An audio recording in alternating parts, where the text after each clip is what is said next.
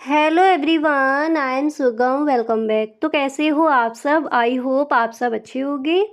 स्वागत है आप सभी का आपके अपने एसपी स्टडी यूट्यूब चैनल पर। तो गाइस, जैसा कि आपने कहा था कि जीव विज्ञान में जो आपका फर्स्ट चैप्टर है उसमें जो आपके सब्जेक्टिव क्वेश्चन हैं कौन कौन से इंपॉर्टेंट हैं वो बता दीजिए।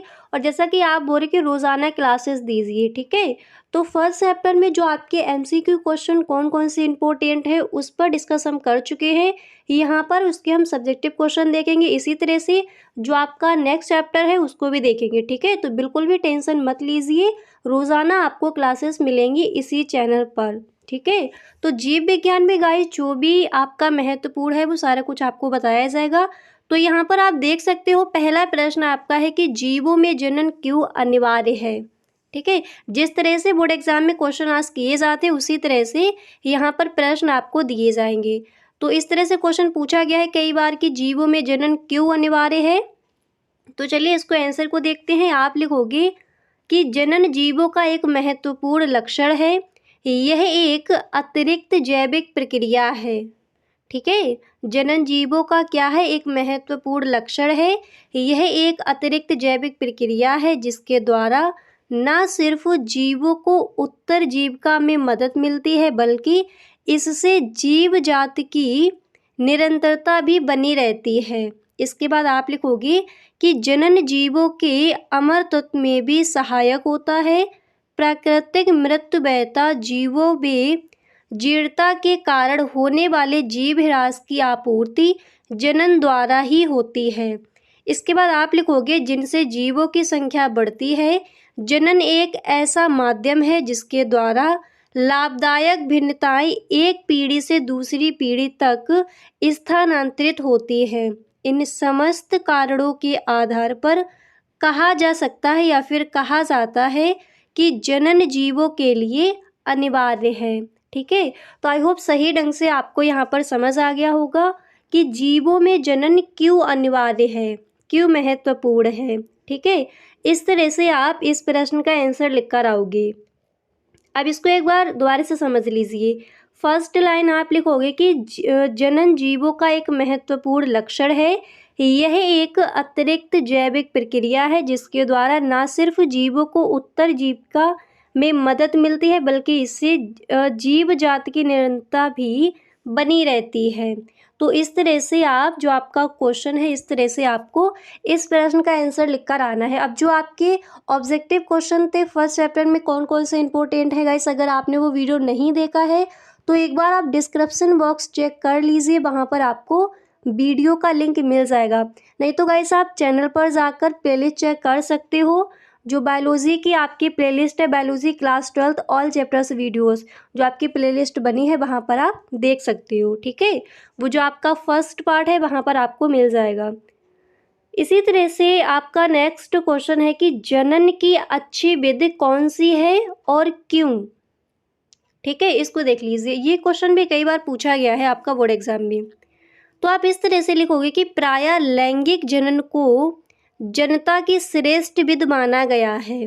लैंगिक जनन के दौरान गुणसूत्र की अदला बदली होती है जिससे युग्मकों में नए लक्षण विकसित होते हैं। इसके बाद आप लिखोगे तथा नए जीव का विकास होता है जो अपने जनकों से भिन्न होता है अतः अलग लैंगिक जनन विकास में सहायक होता है। इसके बाद आप लिखोगे कि लैंगिक जनन द्वारा जीवों के जीवित रहने के अवसर अधिक होते हैं क्योंकि आनुवांशिक विभिन्नताओं के कारण जीव अधिक क्षमतावान होता है। इसके बाद आप लिखोगे कि लैंगिक जनन से जीवों की संख्या भी बढ़ती है अतः लैंगिक जनन ही जनन की अच्छी विधि है, ठीक है। इस तरह से आप इस प्रश्न का आंसर लिखोगे कि जनन की अच्छी विधि कौन सी है और क्यों।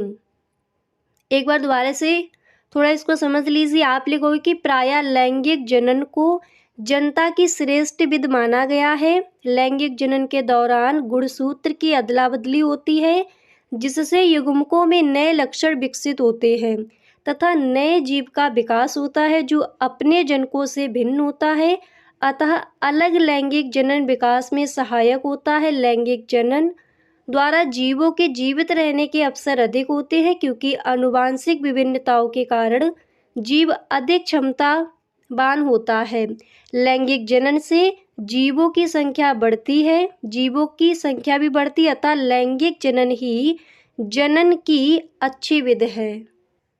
अब इसके बाद यहाँ पर आप देख सकते हो नेक्स्ट क्वेश्चन आपको ये तैयार करना है कि अलैंगिक जनन द्वारा उत्पन्न हुई संतति को क्लोन क्यों कहा जाता है।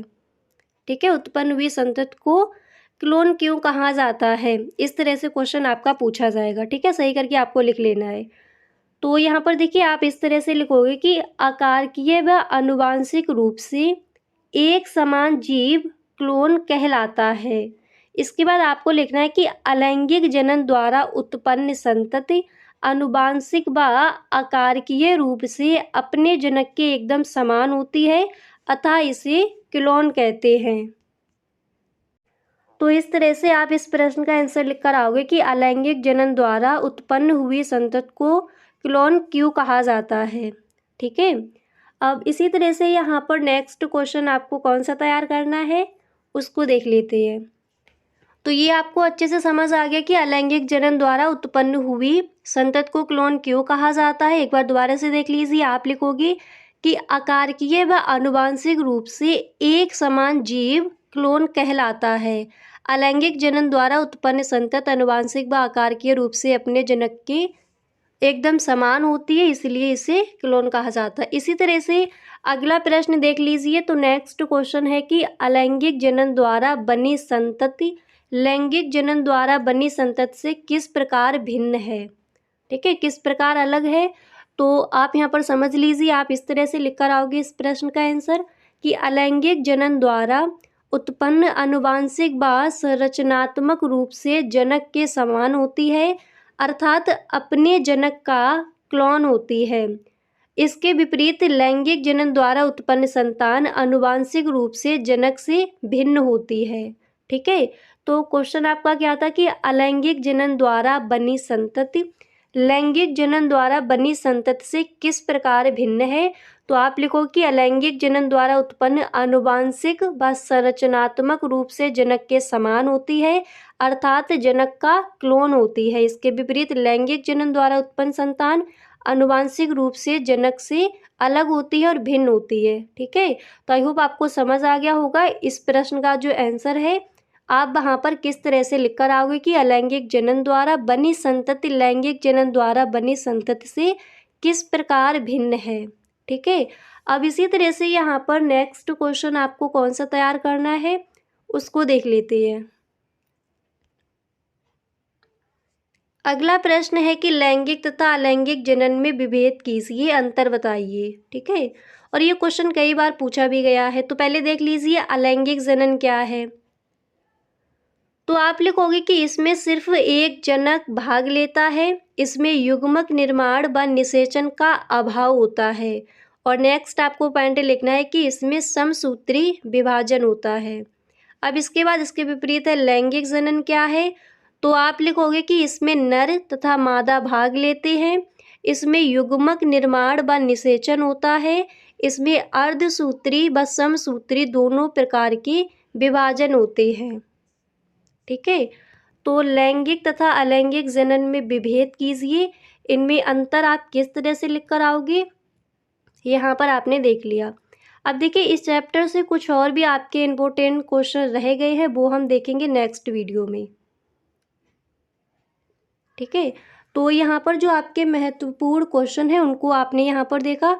अब इसी तरह से आपके कुछ और भी प्रश्न रह गए हैं, जैसे विस्तृत प्रश्न। ठीक है, तो वो हम नेक्स्ट क्लास में देखेंगे। तो गाइस अगर सच में आपको ये वीडियो अच्छा लगा है तो आप इस वीडियो को एक लाइक ज़रूर कर दें और अपने सभी दोस्तों में एक बार शेयर ज़रूर करें। गाइस कमेंट बॉक्स में आपको ज़रूर बताना है ये वीडियो आपको कैसा लगा। ठीक है, तो गाइस मिलते हैं नेक्स्ट वीडियो में। Thank you so much.